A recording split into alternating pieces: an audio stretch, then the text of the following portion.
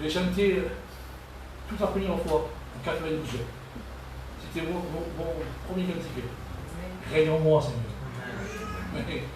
Et quand j'ai chanté de nez, je me suis rappelé, je ne sais pas si tu as connu toi à l'époque, la petite cabane. Tu n'as pas connu. La petite cabane qui était 6 sur 6. Elle était toute blanche. Il y avait marqué, vous savez, le nom de verset sur la moquette, toute blanche. Et c'est là que je me suis reconverti à l'évangile. J'ai commencé à monter, j'étais avec eux, on a monté. Il n'y avait pas beaucoup de frères. Il y avait juste deux visiteurs, un frère, et un vieux frère. Et on a commencé un peu à monter. Et on a fait des réunions là-dedans, en 92. Et comme je suis converti, j'ai quitté le monde. Je suis venu à Jésus-Christ pour chanter des cantiques pour Dieu. Et j'ai commencé à chanter ce cantique, règne en moi, Seigneur. Amen. Roi puissant. Alléluia. C'est un cantique merveilleux pour que ce matin règne en nous, Seigneur. Seigneur, parce que tu es le roi puissant. Tu es celui qui pénètre nos cœurs, notre vie. C'est pour ça que la Bible dit que dans les Hébreux, au verset 10, Amen, il dit celui qui viendra ne tardera pas à venir. Et mon juste sera par la foi. On n'est pas là, il dit, pour se retirer, pour l'âme se perdre. Au contraire, c'est pas ça. Au contraire, il faut que notre vie soit toujours pour le Seigneur. Pour que notre âme soit toujours dans la foi, gardée. Parce qu'on ne sait pas quand il viendra. Mais règne à nous, Seigneur. Règne à nous.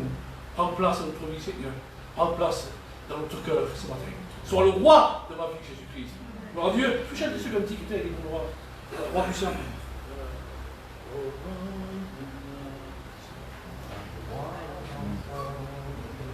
Aujourd'hui, souvent, il faut que. C'est lui, ça me revient encore, ça me revient.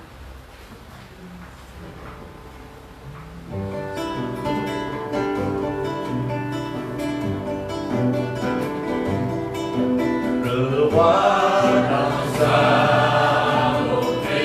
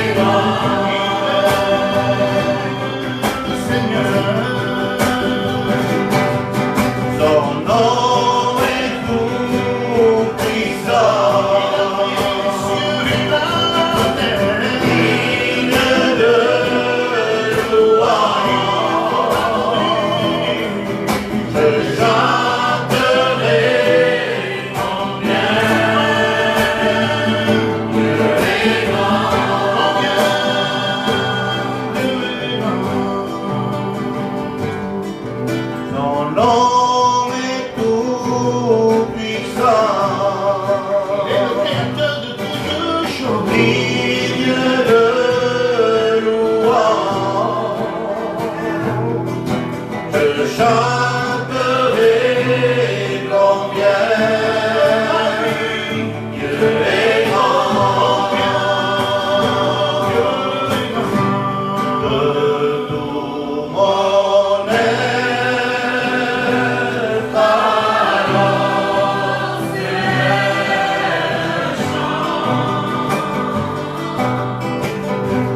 Dieu tout-puissant,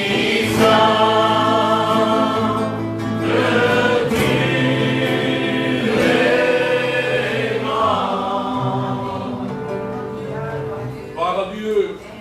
Amen. Est-ce que vous croyez que vos cœurs, je le crois, on croit que ce matin que Dieu est grand, Amen. que Dieu est grand, et que nous sommes si petits. Et Dieu, comment il est grand, il se fait si petit dans notre cœur. Imaginez-vous. Amen. Il est notre Père. Autrefois, j'avais le père du diable, le père du mensonge. Mais aujourd'hui, c'est différent. Amen. Non, le Père est éternel. Le Père, c'est celui qui est grand. C'est lui qui parfois qu'on croit, des fois, on dit, tu crois que le Seigneur il peut faire quelque chose, tu crois que Dieu il peut agir, tu crois que Dieu peut faire quelque chose. Dieu peut faire quelque chose. Parce que le Père, tout, personne ne peut résister. Même pas le diable, personne ne se terre. Pourquoi? Parce qu'il est un Père, parce que c'est lui qui a créé. Alléluia. Alors, comme dit dans nos psaumes, Amen, poussez des cris de joie, nous tous habitants de la terre, servez l'Éternel avec joie. Venez, Amen, venez à sa présence. Sachez qu'il est Dieu. Sachez-le qu'il est Dieu. Il faut se réjouir ce matin. Amen. Et c'est pour ça qu'Amen, il dit, sachez qu'il est Dieu, qu'il est notre peuple, le peuple de Dieu. Amen. Afin que nous le savons, que nous le chanter dans ces parvis, dans ces cantiques.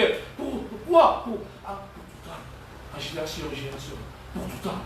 Amen. On dirait qu'une fois que c'est le dimanche qu'on peut se réjouir. Vous savez, il n'y a pas que le dimanche qu'on peut se réjouir. C'est chaque fois qu'on peut se réjouir. C'est moi. Le Père est toujours là. Le Seigneur est toujours là. Chaque fois qu'on fait des réunions, la présence de Dieu au milieu de nous. Mon Dieu, chaque fois. Et quand il se fait la réunion mercredi, quand on fait la réunion vendredi, quand on fait la réunion dimanche, eh bien, c'est toujours un culte. Sauf qu'on va pas dire le Père, il le fait, peut-être, sûrement, mais c'est un culte. On se réjouit. On n'entend pas une mission. Pas, entre guillemets. On n'entend pas un frère qui vient de l'Australie ou de l'Amérique peut être venu. C'est comment ça, je le connais moi. Bon, je ne vais pas parler, parce que j'ai jamais parlé, tu vas voir. Entre les célibataires, jamais de la prophétie, il n'y avait pas. Je ne sais pas. Il n'y a que le frère qui vient du Pérou, ou le frère de l'Espagne, qui vient de, je ne sais pas où, de Faux, peut-être. Il n'y en a pas. Il n'y en a plus. Non, Jésus ne porte pas tout le temps. Quand on s'attend à Dieu, il y a une réponse. Par Dieu, on peut être tout seul, à vous plusieurs, c'est mieux que répondre à nous. On chante de Dieu et on laisse la place.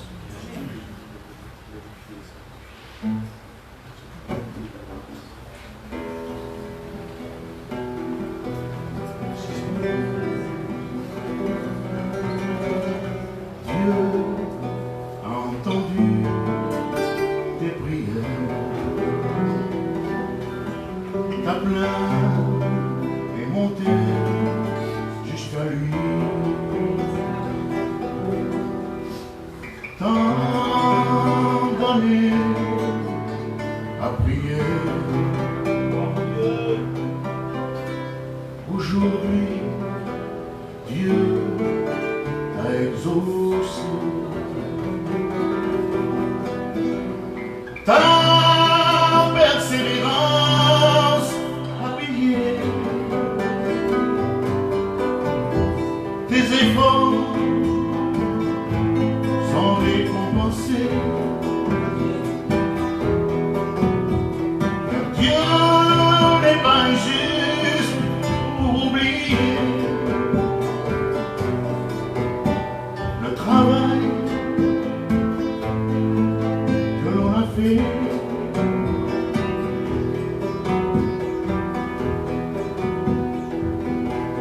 Dieu a entendu tes prières.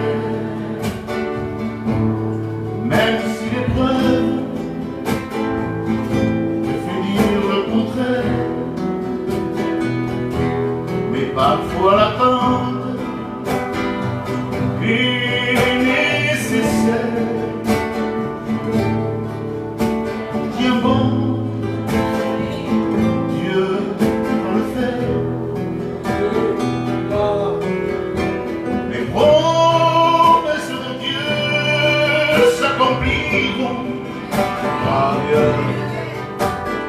en son temps, car Dieu est plein de compassion. Prends courage et tiens bon. Dieu a entendu tes prières. Parole Dieu, je dis que je ne connais pas, mais Dieu a attendu. Dieu a attendu ta prière. Dieu connaît ton cœur. Je crois que ce matin, si Dieu connaît la pensée de mon cœur, mais vous l'écoutez, vous le recevez, il doit être attentif à la voix de Dieu. Gloire à Dieu. Je bénis le Seigneur.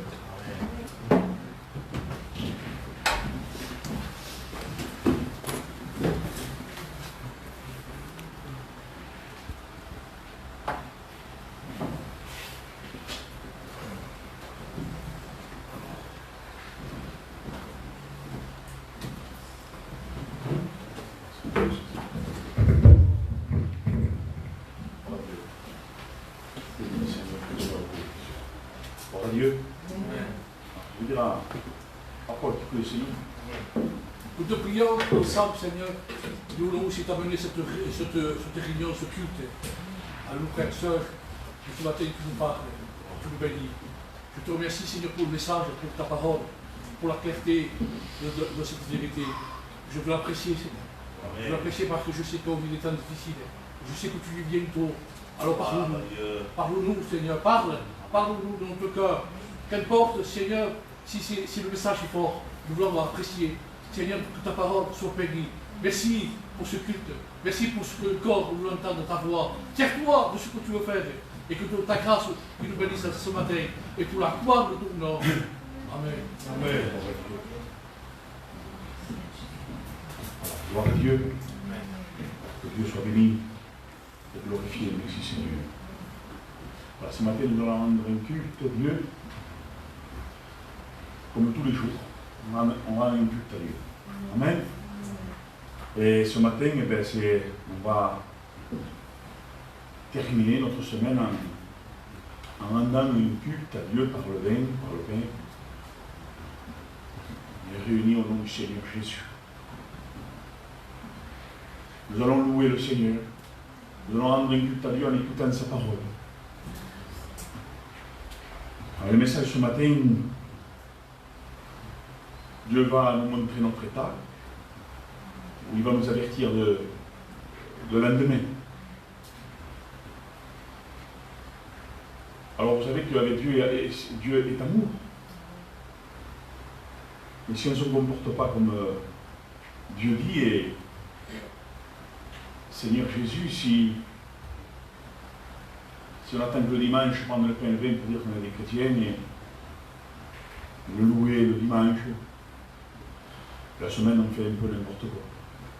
Il y aura une sentence. Et la sentence de Dieu est terrible. Quand il y a une sentence de Dieu, si on ne se repent pas, le jugement sera terrible. Dieu déteste le péché.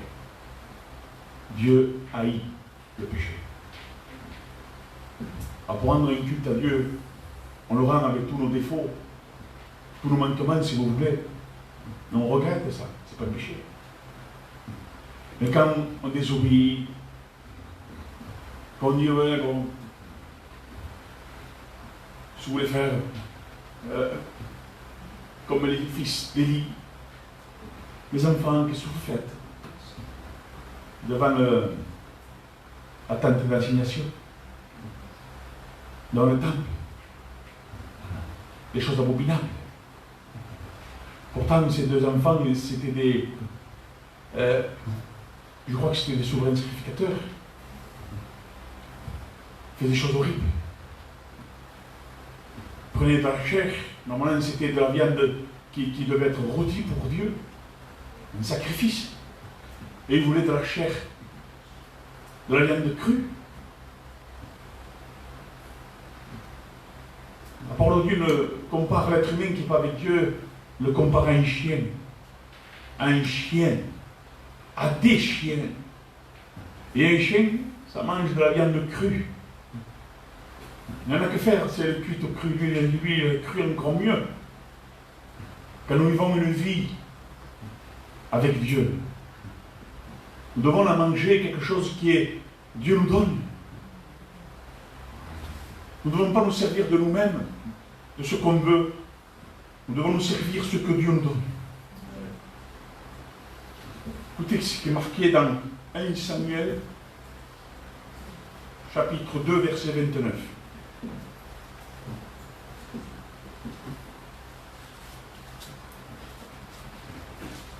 2 Samuel 2, 29. Et c'est court, c'est efficace. 2 Samuel 2, 29, il est écrit. Pourquoi foulez-vous aux pieds mes sacrifices et mes offrandes que j'ai ordonné de faire dans ma demeure? Et d'où vient que tu honores plus tes fils, plus que moi, afin de vous engraisser des prémices de toutes les offrandes d'Israël, mon peuple?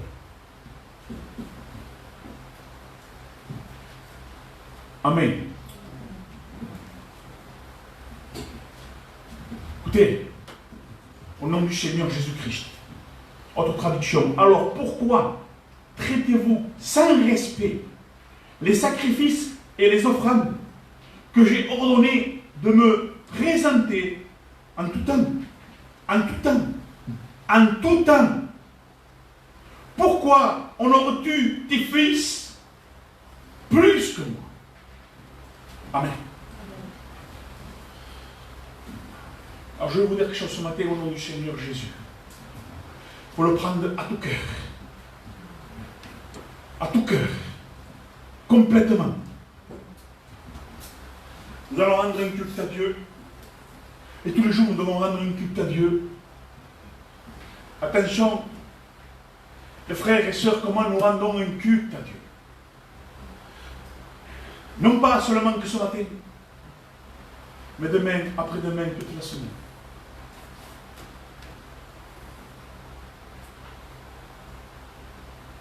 Il y en a qui veulent rendre un culte à Dieu. Ils honorent plus leurs enfants, leur père et leur mère, leur soeur ou leur frère, plus leur bien-être à eux, plus leur parole à eux, plus leur désir à eux, que le désir de Dieu. Nous devons savoir à qui nous allons rendre un culte tous les jours. Tous les jours que Dieu fait. À qui nous rendons un culte? Parce que si vous croyez que c'est le culte, c'est le dimanche, on se trompe. Si vous laissez tous vos projets, toutes vos pensées, et votre papa, votre maman, vos fils, vos enfants, tout ce que vous voulez, dehors, avant de rentrer, on se trompe. Tous nos projets, tout ce qu'on veut dans la terre, on le laisse un peu dehors pendant de 10h jusqu'à midi le dimanche. Et nous venons et nous rendons un culte à Dieu. Faux! C'est faux. Nous devons laisser tous les jours,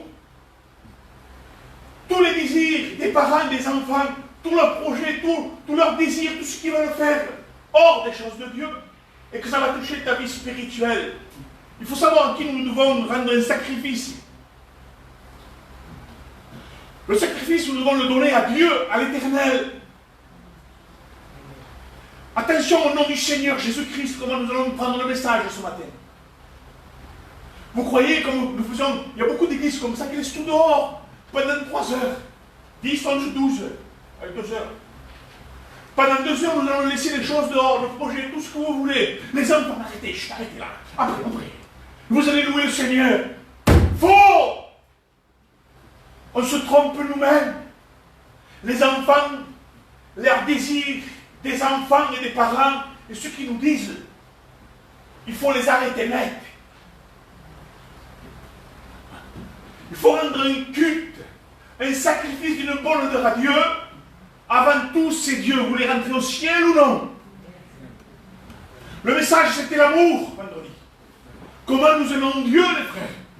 Écoutez, ce message, je l'ai reçu avant que Paul prêche vendredi. Je ne l'ai pas prêché après le message. Je ne l'ai pas reçu après le message, je l'ai reçu avant le message que Paul a prêché vendredi. Et ça vous parle encore de l'amour. Alors ta fille, elle peut venir, papa, tu sais, moi je veux ci, moi je veux ça, et que ce n'est pas la gloire de Dieu. Il faut stopper. Il faut les stopper. Avant tout, c'est les enfants qu'il faut stopper. Parce que j'ai remarqué chez nous les gitans, un enfant, attention, hein, mais c'est normal de les aimer. Je donne ma vie, moi, pour mes deux garçons. Je vous le dis. Je ne dis pas ça comme ça. Je donne ma vie pour mes deux garçons. Mais ils ne passent pas avant Dieu. Et merci Seigneur, c'est des chrétiens, ils me comprennent très bien. Ils marchent selon la Bible, avec tous leurs défauts, tous leurs manquements. Mais avant qu'ils soient convertis, j'ai fait des erreurs. J'ai fait des erreurs. C'est vrai, peut-être. Mais je les surveillais. Je les ai fait grandir dans les voies de Dieu. Ils ont vu comment je marchais. Il y a une récompense, les frères. Ce que Dieu se manifeste dans leur cœur. Il s'est manifesté. Et c'est à eux, après, de dire oui ou non. Ils ont dit oui, gloire à Dieu. Les enfants, filles ou garçons, nos enfants, ils sont dangereux. Très dangereux dans une vie spirituelle. On se laisse trop faire. Après, on va rendre un sacrifice à Dieu et un culte. Mes parents ils peuvent nous dire, où tu vas? C'est Noël. Reste avec moi. C'est Noël. Où tu vas aller? Reste et mange avec moi. Rends-moi un culte, quoi. Rends un culte à Noël. Qu'est-ce que tu fais? Tu vas où? Eh bien, c'est dimanche, papa. Je vais aller rendre un culte à Dieu. Non, c'est samedi, Noël. On va jusqu'à dimanche. Et tu rates ton culte, tu rates les choses de Dieu. Tu désobéis à Dieu, il t'obéit à ton papa ou à ta maman, ou à ta soeur, à ton frère, quelqu'un de la famille, quoi. Après, on veut rendre un culte à Dieu. C'est pas comme ça.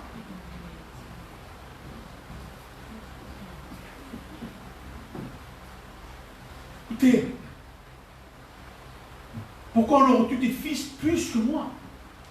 Matthieu 10, 37 dira, celui qui aime son père, sa mère plus que moi, n'est pas digne de moi. Celui qui aime son fils, sa fille plus que moi, n'est pas digne de moi. Qu'est-ce qu'on fait de ça, Paul? Qu'est-ce qu'on fait de ça? Avant Dieu. On ne dit pas Amen pour dire Amen, les frères, hein? Ou pour me faire plaisir, hein? Ou pour accompagner le message, hein? Rendre un culte à Dieu, c'est pas venir dimanche, alléluia, chanter une cantique, écouter un peu, ouvrir sa Bible, et une fois que tu t'en vas, tu reprends tes affaires. Hein? C'est pas ça un culte. Un culte, c'est tout le long de ta vie. Tu veux rentrer au ciel ou non? Qui c'est le frère qui obéit à sa femme ici pour un rien? Qui est le frère qui obéit à sa femme pour un rien? On peut, si ça ne va pas dans ta vie, que ta femme est vraiment spirituelle, qu'elle te reprenne, gloire à Dieu. Femme spirituelle, merci Seigneur pour tout gagner. Et si la femme elle est un peu comme ça, comme elle ne sait pas, et elle commence à critiquer, à dire oui mais moi tu sais, ceci et cela, et que tu commences à écouter, moi je voudrais ci, moi je voudrais ça, on peut manquer une réunion ou deux pour réussir, pour aller là-bas, qu'est-ce que tu veux faire? On est fatigué ce soir.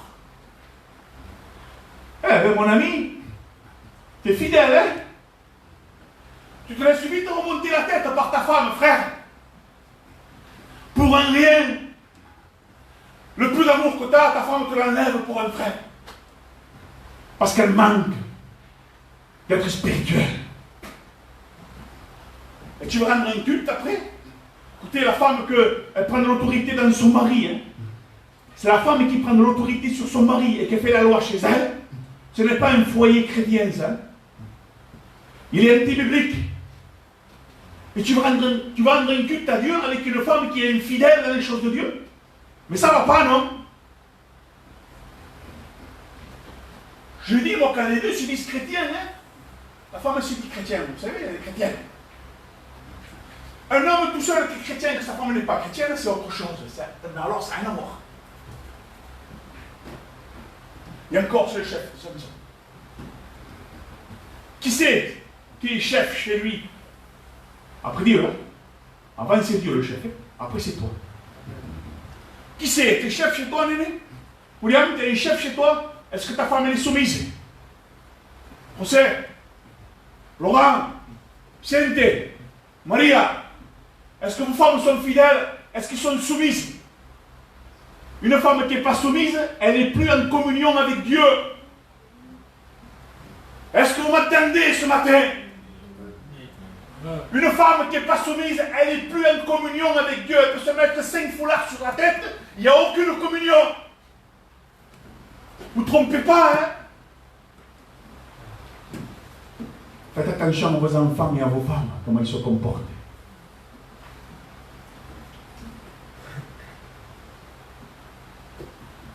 Écoutez Luc 14, 26. Celui qui vient à moi doit m'aimer plus que son père et sa mère. Vous le comprenez maintenant ensemble? Aimer plus Dieu que sa mère, son père, ses enfants. On le comprend maintenant.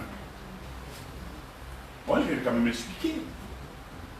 Comment enlever l'amour d'un père ou d'une mère ou des enfants? Comment on ne peut pas? Gardez-le, l'amour. Ce que Dieu veut nous dire, c'est que si ton enfant te dit, papa, je veux quelque chose qui n'est pas conforme à ta vie spirituelle, il faut savoir dire non. Ton père te dit, viens, on va fêter Noël ensemble. Moi, je mets ça, hein, pour mettre ce que vous voulez. On va faire ça, on fait une petite magouille, on fait un crédit, mais on marque ça, et puis on fait ci, et une magouille. Il faut savoir dire non. En ayant tout l'amour du monde entier dans ton cœur pour ton père, il faut savoir dire non. Amen. Il faut aimer son père et sa mère, il faut honorer son père et sa mère, il faut aimer ses enfants. Et ça, on ne peut pas nous enlever. Mais ce que Dieu veut nous dire, ne de pas rendre un sacrifice à un enfant ou à un parent, en obéissant à leur péché. D'accord ou non? Luc 14, 26. Celui qui vient à moi doit m'aimer plus que son père, sa mère, sa famille, ses enfants, ses frères, ses soeurs, et même plus que sa vie. Tu t'aimes plus toi ou Dieu? Qui c'est qui aime sa vie plus que Dieu? Il faut le faire comprendre ça. Parce que moi, ma vie, je l'aime. Qui c'est qui veut perdre la vie? Personne. Qu'est-ce que veut dire Dieu? Dieu qui s'aime plus lui que Dieu. Ça veut dire, relie-toi pour ta croix, relie-toi toi-même. Et aime Dieu. Tes désirs mondains, tes désirs ne sont pas la gloire de Dieu. Fais-les écraser, relie-toi, prie le Seigneur et aime Dieu. Désobéis-toi à toi-même, mais obéis à Dieu. Oui ou non? Oui. Il faut que tu désobéis à toi-même, à tes désirs de toi, désobéis. Mais au désir de Dieu, obéis. Amen. Moi je croyais qu'il allait parler du culte, qu'on allait se régaler, qu'on allait chanter des cantiques aussi encore. Il allait nous parler de la croix, si Dieu le veut. 2 Corinthiens 5, 7. Écoutez. C'est pourquoi maintenant, nous ne connaissons plus personne d'une façon humaine. Vous m'entendez? Bon, est-ce que vous avez entendu ce que j'ai lu? Je répète, c'est très important. 2 Corinthiens 5, 7.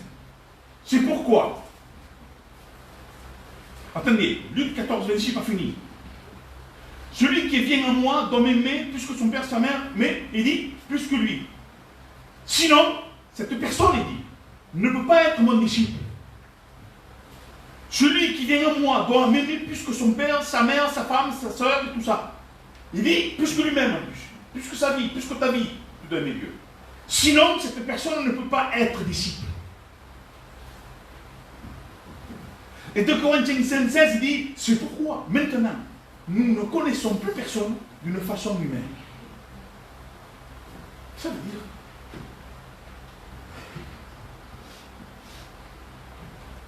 les parents, les enfants, et tout ce que vous voulez,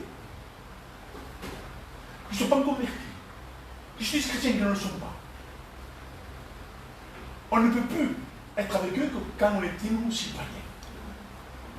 On n'est plus pareil. Nous ne pouvons plus nous réjouir avec des païens. On ne peut plus se réjouir avec des païens. Nous ne connaissons plus personne dans la chair. Ça veut dire qu'on ne se réjouit plus dans les choses païennes. Avec les païens ou avec les soi-disant chrétiens qui ne le sont pas, qui sont dans le péché. On va rendre toujours un culte à Dieu? Est-ce qu'on voulez rendre toujours un culte à Dieu? Parce qu'on est en train de le rendre là. Pour celui qui écoute et qui obéit, qui est d'accord avec la parole de ce matin, il est en train de rendre un culte à Dieu. Si tu n'es pas d'accord, tu n'es pas en train de rendre un culte à Dieu. Il faut être d'accord avec la parole. On est en train de rendre un culte à Dieu en écoutant, c'est pas que tu vas prendre le pain et le vin. Hein? C'est important, c'est bien ça, parce que Jésus nous a dit de le faire. Mais rendre un culte à Dieu, c'est écouter, obéir et la garder, la parole. Comment ça va pas, ça? C'est pas un culte. Amen. C'est vrai, hein? C'est vrai ou non? Celui qui est en moi, il dit, et dans notre Dieu dit, c'est pourquoi maintenant nous ne connaissons plus personne d'une façon humaine. On ne se réjouit plus avec les choses mondaines. Des gens, on se réunit, on s'amuse avec eux. On ne peut plus. On se réunit avec les chrétiens dans les choses spirituelles. Et la Bible dit, on ne connaît plus, les disciples disent, on ne connaît plus Jésus dans la chair, comme on l'a connu, côté spirituel. Si nous avons connu le Christ de cette façon, maintenant ce n'est plus ainsi que nous le connaissons. Comme Marie qui est dans le sépulcre. Elle s'accroupit, elle prie, elle regarde dans la direction, et il est mort. Et même il n'est plus là. Toujours dans la chair. Elle voulait Jésus dans la chair. Accomplir dans la chair. Le regarder charnellement. On ne le connaît plus comme ça. Il faut le connaître maintenant dans un état spirituel. Il est notre maître, notre Seigneur, notre Sauveur, notre Dieu. Et si ce matin tu vas rendre un culte à Dieu, c'est avec ton cœur, ton âme et ton esprit. Un sacrifice d'une bonne odeur. Parce que c'est des odeurs, mais un sacrifice, ça n'est pas bon. C'est pareil, Dieu n'agrée pas. Parce qu'on s'accroche au péché. On caresse le péché. On touche un peu, vous savez, le péché. Ça ne va pas. Parfois, il s'est mélangé.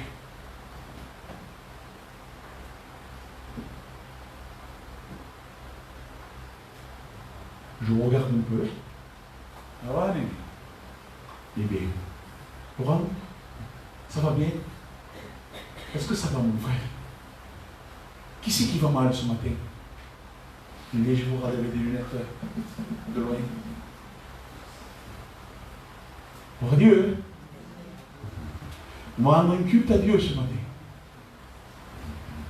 Vous croyez qu'on peut rendre un culte à Dieu comme ça? Tu manques pas de réunion? Tu manques les réunions que tu veux? Tu viens? Il y en a qui n'ont pas de réunion, ils n'ont rien. Ce sont chrétiens, on savait. Maniana.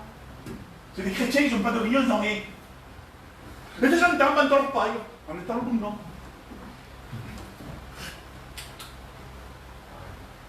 Pris le pain, quelque chose pour le frapper sur la tête, pour le réveiller. Et ça m'entend. J'ai pris le culte ce matin. Ah, t'as pris le culte. Mais c'est une vie de mort, ça, les frères. C'est une vie mortelle, une vie de mort, de péché, de ténèbres. C'est une vie de Satan qu'il a là-dessus, là. Qui va quand il veut au client. Qui rend un culte à Dieu quand il veut, mais il ne rend pas un culte à lui, il rend un culte à Satan. Je vous le dis en vérité, au nom du Seigneur Jésus-Christ. C'est pas des chrétiens, ça. Ils font ce qu'ils veulent, ils vont où ils veulent. Ils regardent des réunions, ils critiquent, ils touchent le péché. Ah, quand un chrétien, gloire à Dieu, merci, j'ai l'expérience. Le frère, il se tient, il est là devant Dieu dans une expérience. Donc dans le péché des expériences. Ah non, le maître spirituel, il monte là. Quand dans le péché des expériences, oui, le Seigneur m'a guéri, j'avais l'oreille qui me faisait mal, il guérit. Et le frère, il a demandé quelque chose, il n'a pas eu. Voilà. Menteur! Il n'y a que des menteurs! Et ça veut louer le Seigneur, le mensonge? Le mensonge vient de Satan! Il faut vivre dans la vérité de Dieu. Amen. Pour rendre une culte à Dieu, il faut être vrai dans la vérité. Les frères, on a des manquements, c'est certain. On a des défauts, c'est sûr. Mais on ne marche pas dans le péché. La Bible dit que le chrétien ne marche plus dans le péché. Ça veut dire qu'il ne veut plus pécher. Et pourtant, des fois, on glisse.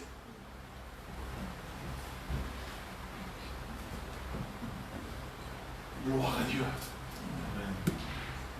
Oh, il fait comme il veut, il vient le dimanche tous les 2 mois.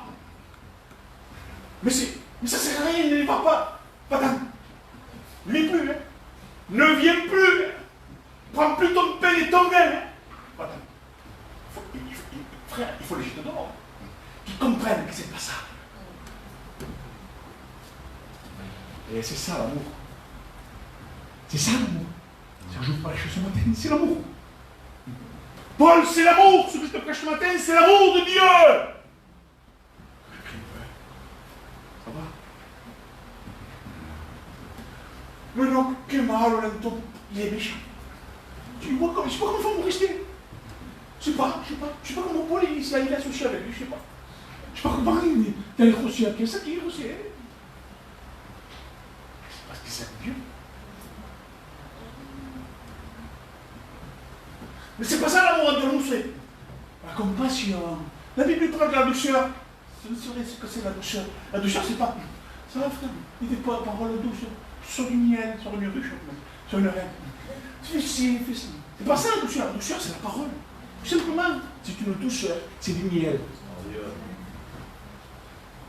Ah oui, ah. C'est pas comme ça qu'on prêche, mais c'est pas comme ça. Change tes paroles, Anton. Je ne changerai jamais. Dieu m'a changé déjà, c'est pas.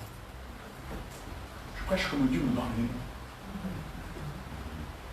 Il y a des églises qui ont fermé leurs portes. Non, celui-là, pas prêché, lui. C'est fou. Hein. Il te manque de respect. Hein. Et là-dedans, il te manque de respect quand il prêche. Je prêchais, le péché c'est une pourriture. La Bible dit que le péché est une pourriture. Pardon, je vais dire, hein, le péché est une pourriture. Frère, c'est marqué, dis-le. Le péché est une pourriture qui ronge le vie, c'est une gangrène qui t'amène à la mort. Mais pourquoi les gens ils se privent? Jésus mon ami. Prêche un jour, je prêchais avec quelqu'un espagnol qui m'interprétait, vous, je ne l'ai pas. Mais comment je vais dire? Le péché est une pourriture. Vas-y, dis-le. C'est pas toi, c'est moi qui le prêche, vas-y. Péché, pourriture. Les foulards, les sœurs, parce que les Espagnols ne mettent plus les foulards, les Espagnols qui viennent d'Espagne. Hein? Et ça, c'est une doctrine. Les foulards, il faut les mettre. Avec les Espagnols. Ça va être dur. Foulard. Quand tu prêches, frère, pardon. Prêche plus, là. Tu veux faire beau, tu crois, tu veux faire le beau. Tu crois qu'un tu prêches, ça y est, c'est quelqu'un, ne dis rien. Serviteur, tu sais que c'est le mot serviteur. Tu es au service de quelqu'un. Ah, service de Dieu. Ah. Je suis qu'un serviteur. Mais de Dieu. Moi, je suis rien, Dieu tout. C'est pourquoi maintenant nous ne connaissons plus personne d'une façon humaine. Si nous avons connu le Christ de cette façon, maintenant, ce n'est plus ainsi que nous le connaissons. Claro. Alors, écoutez ce que j'ai marqué, que j'ai reçu comme ça. J'ai marqué, nous ne pouvons pas louer et rendre un culte à l'Éternel ayant la lettre sur nous ou sur ou dans nos cœurs. La lèpre, c'est un symbole de péché. Nous ne pouvons pas rendre un culte à Dieu en ayant la lèpre. Naaman avait la lèpre, avec tout son orgueil. Il voulait une eau claire. Et non, c'était le Jourdain. Ou toi, tu crois que c'est bien pour toi, eh bien, tu dis non, c'est pas bien pour toi, c'est là. Oui, mais c'est boueux, c'est là. C'est comme ça. Nous, on pense de manière, mais Dieu pense d'une autre, et c'est la bonne. Oui, c'est là, c'est comme ça. Il dit non, non, c'est là. Dieu, oui. Ouais, il faut que... Et là, on commence à dire, moi je veux un ange qui descend. Hein. Moi je veux que c'est un ange qui me parle là maintenant. Il est en train de le dire au serviteur, c'est là. On le sait, qu'il est Paul, non? Tous ces manquements, comme moi, pareil, mais depuis que je suis dans la Bible, je dis que dans la direction de Dieu, il se met à part. Il te dit par là, il dit non, c'est par là. Il dit non, c'est là. Moi je veux un ange maintenant là. Il commence à m'énerver. Et tu es en train de critiquer le pasteur. Non, mais non, ça va. Moi, quand je prêchais, les premiers temps, je me disais de moi, parce que je prêchais toujours pareil, frère. Je me disais, les anciens venaient voir Joaquin. Joaquin, maintenant, dit tu es. Mon frère, il sait pas comment faire. Il est jeune. On met le jeune, vous savez. Il est jeune. Parce que je te dis une vérité, je suis jeune aussi. En disant, il ne sait pas. Je prêchais les foulards, je prêchais les pantalons, je prêchais la sainteté. Ton frère, il a dit ça, il a dit les foulards. C'est biblique. Et mon frère, il est malade, bon. Il est jeune. Vous savez où tu parles, t'as vu? Pas beaucoup. Moi, il me faut un ange qui descend. Tu te trompes, ma soeur et mon frère. L'ange ne viendra jamais. L'ange ne viendra jamais. Jamais il viendra. Parce que Dieu t'a parlé, tu l'as renié. Tu l'as renié. Tu l'as renié. Tu l'as renié. Tu l'as renié. Tu l'as renié. Tu l'as renié. Tu l'as renié. Les sœurs, vous l'avez renié. Parce que tu voulais autre chose que ce que le père sanitaire a prêché. Non, moi je veux ça. Je veux rien savoir. Je veux ça et ça et ça. Attention, tu vas te faire très mal.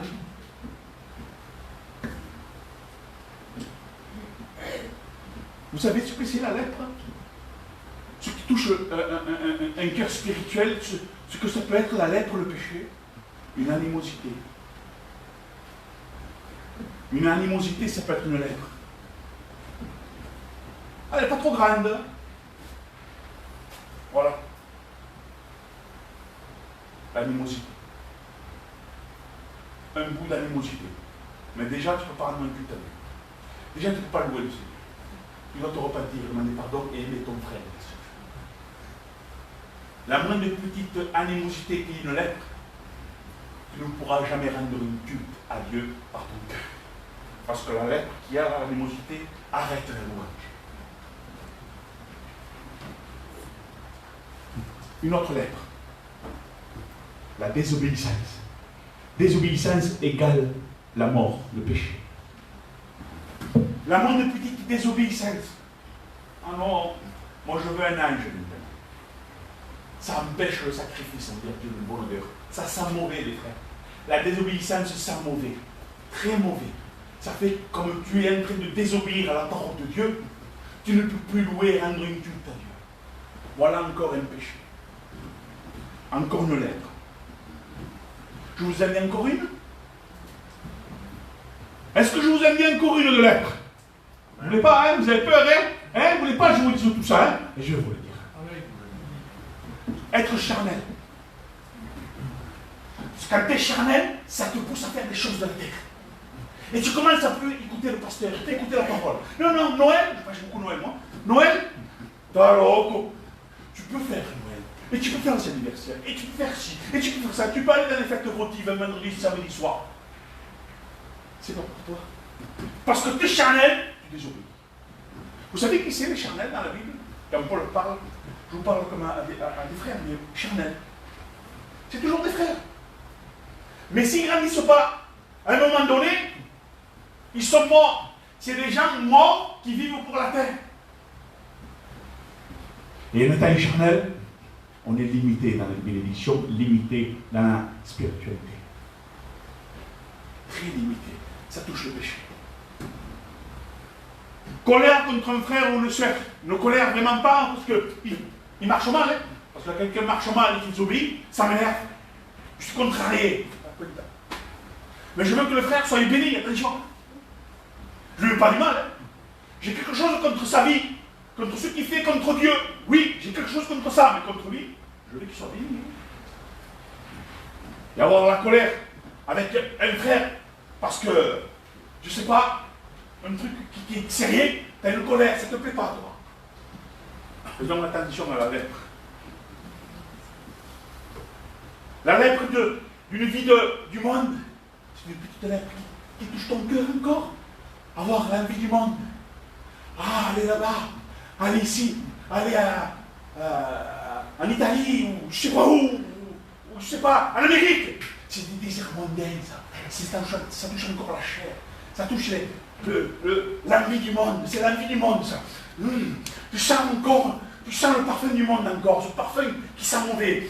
Et tu vas rendre culte à Dieu. Et tu vas aller, l'envie du monde encore. Tu as encore l'envie du monde dans ton cœur. Tu as cette envie d'aller visiter des choses où ça va peut-être t'amener à quelque chose qu'il ne faut pas. L'infidélité envers Dieu, c'est une lèpre. L'idolâtrie, c'est une lèpre. On ne me présente pas devant une statue, moi. Il y a autre chose que ça.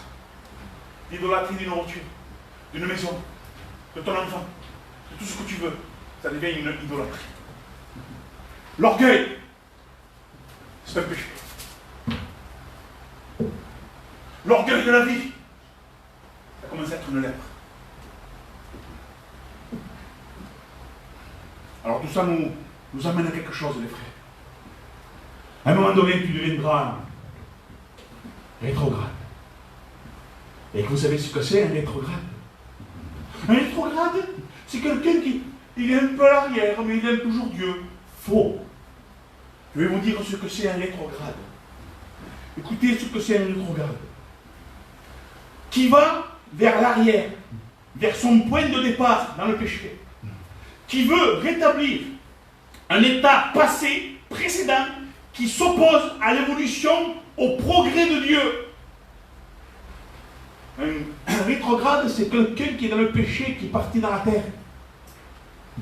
Voilà ce que c'est un rétrograde, frère, sœur. Attention de ne pas devenir des rétrogrades. Si on laisse faire toute cette lèpre, et si on fait passer nos enfants, nos parents et tout ce que tu veux avant tout, à un moment donné, tu vas être un rétrograde. Amen. Faisons très attention à ça.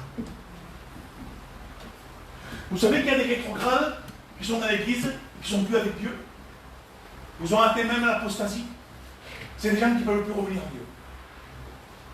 Ils viennent à l'église des fois. Dans les églises ici, voient. C'est pour ça que Dieu dit, rentrez en vous-même. Je sonde les cœurs. C'est-à-dire, il va te déclarer ce qu'il t'a dans ton cœur, dans ton âme. Il va te dire aussi, l'Esprit va te révéler toutes ces choses qui sont nées, des racines mauvaises, amères. Dieu va te les montrer, afin que tu puisses les déposer, les enlever de toi-même, parce que Dieu ne fera pas ce que toi tu peux faire. Mais Dieu, le fait de votive un samedi soir, j'ai des enfants, j'ai envie d'aller, j'ai envie, c'est rien, mais j'ai chichi, tout ça, c'est pas grave, et tu vas. Je l'ai prêché, les frères, pour vous avertir de ne pas aller le samedi soir, le vendredi soir, dans les fêtes votives. Là, je mets ça, on peut mettre autre chose, moi je mets ça. Tu me désobéis, pas à moi, à Dieu. Tu vas quand même. Tu te postes devant tes enfants, tes enfants me disent, oui, et tes enfants sont. Allez, je prends l'exemple des lycéens, tout des lycéens. Les enfants, ils sont petits, mais bon, ils sont grands.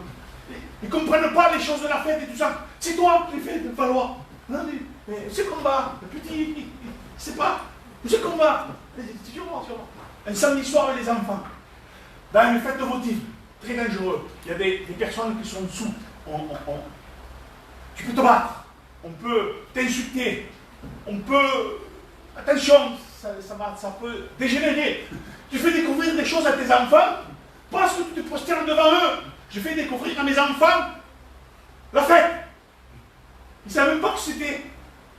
Ne leur dis rien, ne les amène pas à la fête. Et si jamais tu les amènes, apprends-les à venir un dimanche après-midi. Il fait beau, il n'y a personne, tous les soulards sont en train de dormir, parce qu'ils sont saoulés. la veille, il n'y a que des personnes âgées, tu peux y aller. Fais un tour de manège à ton fils, achète-lui un chichi. Amen. Mais on fait découvrir à nos enfants des choses qu'il ne faut pas les faire découvrir. Ils ne comprennent rien. Et vous faites-leur découvrir la Bible. Faites-leur découvrir la bonté de Dieu, la miséricorde de Dieu. Faites-leur découvrir les choses de Dieu. C'est des enfants, bien sûr qu'il faut les faire. C'est des enfants. Il ne faut pas les enfermer. Amenez-les au parc. Au parc. Je ne sais pas, mais des choses bien. Il y a quelque chose. Allez voir les éléphants ou les dauphins au mois de septembre ou je ne sais pas quand. Et puis, il y a des choses bien que tu peux faire avec tes enfants. Vicente, José, autres, on sait qui est des enfants. Voilà. Ou nos parents, ou je ne sais pas, quelqu'un de la famille qui fait quelque chose. J'ai 2 sœurs qui ne sont pas converties. Ils font quelque chose ça va me toucher dans ma vie spirituelle. C'est pas pour moi cet endroit. Ils vont faire des choses et c'est ma sœur. On y va, allez. Et on y va, la femme elle est là, elle dit quoi, c'est ma soeur, c'est ta soeur. Ta femme, attention. Hein. Et il t'amène, ta femme elle t'amène. Et tu oses dire après, nous pouvons dire la vérité, nous le dire dans l'archi. Ne dis pas, au moins ne dis pas que c'est ta femme qui voulait venir. Mais c'est terrible. C'est terrible. Et 2 fois que je parle des femmes, hein. Ça fait 2 fois que je parle de la femme qui est très dangereuse. Hein.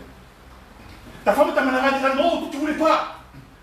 Samson, 2 mètres, je ne sais pas comment il faisait, un monstre, rempli de la force de Dieu. Dalila, une femme de 1m60, non, 1m60, sûrement. Elle s'est assise, elle dit, viens là. Au genou. Il lui a coupé les cheveux. Ce que Dieu lui a donné, cette femme lui a coupé. Si la femme n'est pas spirituelle, tu couperas ta vie spirituelle. Un homme comme ça, comme Samson, Seigneur, il lui a dit son énigme. Dis-moi, paraissait que Samson est dans l'eau, non? On dirait qu'il est fou, Samson, pardon. Tu le lis, vous avez lu Samson? Tu le lis, tu dis, et c'est homme de tabaton, non? Combien de fois sa femme? Les Philistins sont sur toi, combien de fois? Combien de fois il a dit ça? Les Philistins sont sur toi, Samson. C'est une fois, 2 fois, 3 fois. Mais tu ne vois pas que c'est ta femme qui veut te tuer? Tu ne le vois pas? On dirait qu'il est fou, Samson, en vérité. Mais, pas ici, nous sommes pas ici. Mais, encore, il voit sa femme comme il est en train de la ranaquer. Et lui, il s'en il est là. On lui crève les yeux. Coupe les cheveux. On lui fait pousser une meule ou je ne sais pas quoi. Il fait le clown devant les Philistins. Que Samson nous fasse rire. Le bouffon là, faites-le venir. Non, Brésil. Si on le voit, si on le verrait, c'est lui qui se fait arnaquer. Lui se fait arnaquer, toi non? T'es un coup de là, oui. Samson se fait arnaquer, toi aussi tu te fais arnaquer. Hein? Une femme, elle s'est levée. Une femme est enfermée dans le placard. Clac. Tu vas te faire bien, respire un peu le placard. Elle est enfermée. Et tu acceptes.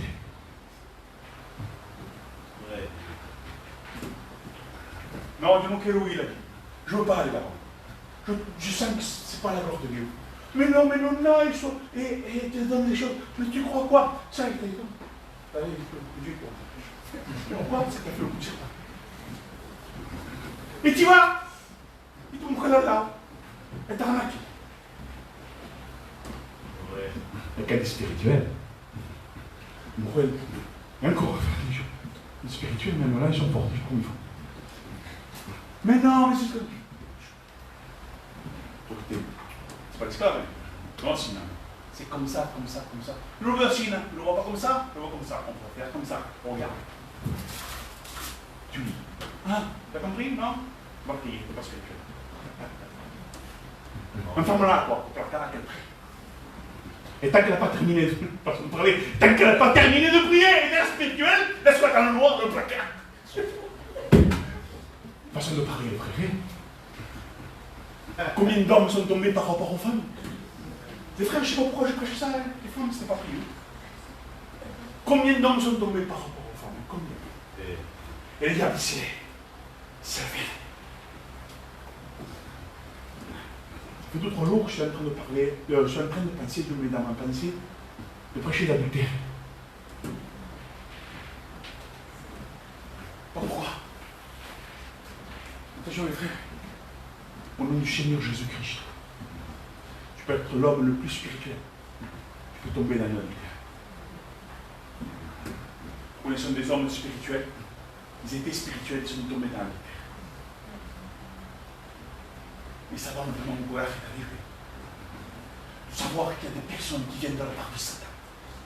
Ils tapent dans le pointel de ta vie. Et le plus fort, c'est qu'après ils disent, alors, je t'ai arnaqué. Je t'ai eu. Alors là, les frères, moi, je ne sais pas si ça m'a ça, c'est terrible.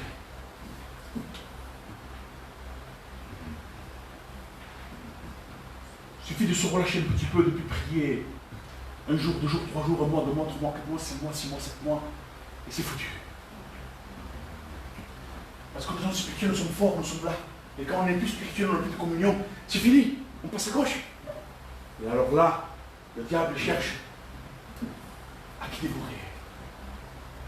Et il va prendre la plus faible. Et il sait où taper. Comme une lionne quand elle va chasser. Elle sait où c'est qu'elle va mordre. Elle sait l'endroit pour étouffer.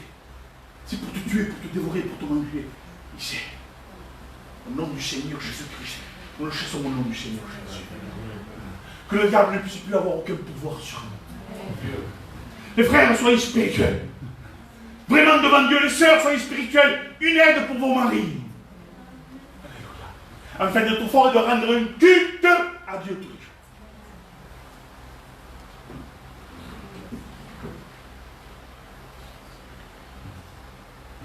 Jérémie dira, le 13, ils m'ont abandonné, moi, la source d'eau vive, pour se creuser des citernes crevassées qui ne retiennent plus l'eau. La citerne, elle est là, les frères. C'est le cœur, la citerne. La citerne, ton cœur doit être rempli de la parole, rempli du Saint-Esprit. Mais aujourd'hui, il y a certains serviteurs qui ne sont pas serviteurs de Dieu. Et eux-mêmes, ce sont eux-mêmes, les chrétiens, ont crevé leur citerne par des choses mondaines. Ils les ont crevés quand la parole passe. Quand le Saint-Esprit veut agir, quand la parole veut agir, ça fuit. On ne garde pas. En plus de ça, comme ça fuit, il n'y a plus d'eau. Celui qui vient chercher de la parole ou quelque chose de Dieu, il n'y a plus rien, parce que ça fuit. Et la parole n'est plus dedans. Alors qu'est-ce que tu veux donner, Paul? Tu ne donnes plus rien de Dieu, tu donnes des choses charnelles. Où il va celui qui veut chercher de l'eau? Où il va celui qui veut chercher la parole? Elle n'y est plus. Donc tout le monde meurt, tout le monde décède. Tout le monde est privé de la gloire de Dieu. Il faut donner la parole. Il faut que notre citerne soit réparée aujourd'hui. Il faut que notre citerne soit intacte pour retenir le bon dépôt, c'est-à-dire toute la parole, le Saint-Esprit en nous, afin de donner ce que Dieu nous a donné. Parce qu'on ne peut rien donner de nous-mêmes. Ce qu'il y a en nous-mêmes, c'est pourri. Ce que Dieu nous donne, c'est précieux. Amen. Ils m'ont abandonné, moi, la source d'eau vive. Le verset 18 dira, et maintenant, que fais-tu sur le chemin de l'Égypte? En plus de ça, il est dans le chemin de l'Égypte, dans le chemin du monde. Vas-tu boire l'eau du Nil, de l'Euphrate? Et ça veut dire faire alliance avec les affaires du monde. Faire alliance avec la terre. Pourquoi tu vas boire cette eau-là, de l'Euphrate de l'Égypte? Va boire plutôt l'eau d'Israël. L'eau qui descend du ciel. L'eau de la parole, le Saint-Esprit dans ta vie. Va boire cette eau. Au lieu d'aller chercher dans l'Égypte l'eau du monde. Arrêtez avec ça, les frères. Arrêtons de boire de l'eau de l'Égypte, de la terre, du monde. Arrêtez d'être dans ce chemin qui amène à l'Égypte. Arrêtons ça. Prenons le chemin qui amène en Israël, à Jérusalem, dans le Jourdain, qui représente le ciel, qui représente Jésus, qui représente la repentance. Amen. Amen. Qui représente la repentance, le Jourdain, il représente aussi l'engagement. 2 choses. C'est ce qui habite dans mon cœur, ça, les frères. C'est pas une note. Hein. C'est rien de recevoir de Dieu, des fois. Hein. Le Jourdain, ça représente la repentance, Jean-Baptiste, et ça représente l'engagement, le baptême que Jésus a prescrit à ses disciples. Voilà ça représente. Jérusalem, la nouvelle Jérusalem. L'église. Soyons dans l'église, dans le corps de Christ. Jésus, quand il est mort, tous ces linceuls, il était par terre, il était sur le truc. Mais ceux qui avaient les bandes qui avaient sur sa tête étaient bien pliés. Et ça veut dire quoi? Ça veut dire que Jésus n'a plus de corps. Il n'a que la tête. sur la terre. Hein. Jésus dit, j'ai bien plié les bandes que j'avais dans ma tête. Je les ai bien pliées pour vous dire que Jésus cherche un corps. Jésus cherche une église. Que cette église soit sans ride, sans tache, sans défaut. Jésus cherche une église. Est-ce qu'elle l'a trouvée? Est-ce que Jésus a trouvé son église? Je dirais oui. On ne serait pas là. Il cherche un corps. Soyons le corps de Christ. Ici-bas sur terre.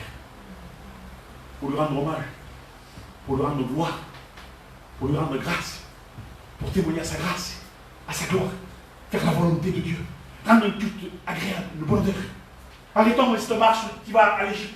Arrêtons avec tout ce qui nous amène à la mort. Mais restons dans ceux qui amènent à la vie.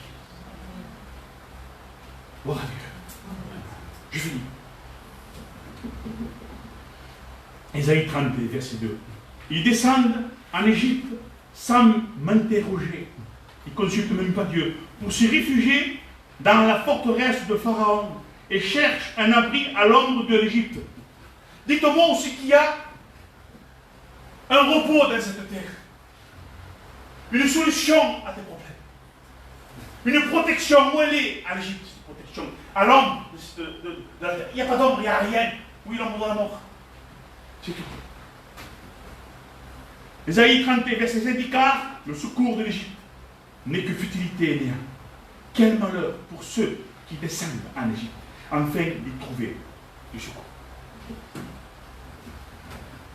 Il n'y a aucun secours dans la terre. Le seul secours, c'est Jésus. C'est celui qui amène à la vie. Amen. Ce matin, nous devons rendre un culte, nous l'avons rendu, j'espère, ce matin, en écoutant et en acceptant. Hein? Amen. Nous allons le finir par le pain et par le vin. Prends-le, hein? Mais prends-le dans la direction de l'obéissance de Dieu. Hein? Amen. Si on ne le prend pas, pardonne à Dieu. Demande pardon à Dieu. Humilie-toi devant Dieu. Aïe, une fois que tu es humilié, que tu as pardonné, que tu as délaissé, prends le pain et le vin. Amen. C'est très sérieux la parole de Dieu. Elle est très sérieuse la parole de Dieu. Elle est vraiment terrible.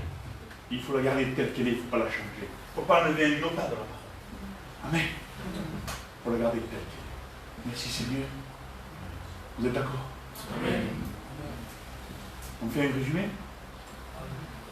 On fait un résumé ou non?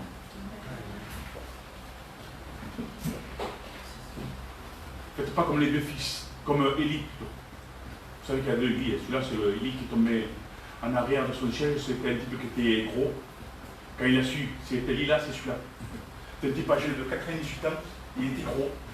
Il était assis, il est tombé à l'arrière, il s'est cassé la nuque. Parce que quand il a su que ses fils sont morts, et mais c'est pas pour ça qu'il est mort. C'est qu'il a vu que l'arche a été enlevée par les Babyloniens ou par les Philistins. Et il tombe à l'arrière, il se casse l'eau. Il meurt. Cet Élie-là, il a dit à ses enfants, qu'est-ce que vous faites? Qu'est-ce que vous faites? Pourquoi vous faites ça? Faites pas ça. Un péché mortel. Faites pas ça. C'est un résumé que je vous fais. Faites attention avec nos enfants, nos parents et tous ceux qui sont autour de nous, d'accord? Amen? Frère, que vos femmes soient spirituelles, faites très attention. S'ils ne sont pas spirituels, faites très attention. Très, très attention. Amen. Les sœurs, aidez vos maris dans les choses de Dieu. Vous voulez être bénis? Les sœurs, est-ce que vous voulez être bénis, les sœurs? Soyez spirituels, mettez-vous à part tous les jours. Priez le Seigneur. Aidez vos maris dans les choses de Dieu. Autrement, ils sont morts. Gloire à Dieu. Et rendons un culte, un vrai culte à Dieu. Ne soyons pas des rétrogrades, mais allons en avant. Alléluia. Allez, on prie le Seigneur.